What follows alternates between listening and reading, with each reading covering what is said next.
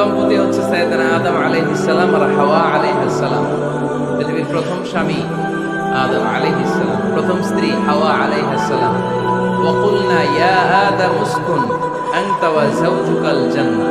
আল্লাহ বললেন, আদম তুমি আর তোমার জোড়া বা তোমার স্ত্রী দুজনে মিলে জান্নাতে থাকো। তাহলে ওনারা ছিলেন স্বামী আর স্ত্রী, ঠিক কিনা? তাহলে এই দাম্পত্য সম্পর্কটা এটা জান্নাতি সম্পর্ক। কি সম্পর্ক? উত্তর দিতে হবে। দৌলতপুরের ভাইরা রাগ করছেন আমার সাথে? শীত লাগতেছে? উত্তর দেওয়া যাবে আওয়াজ করে, আওয়াজ করে উত্তর দিবে, মুখে তালা মেরে বসে থাকা যাবে। তাহলে পৃথিবীর প্রথম স্বামীর নাম কি?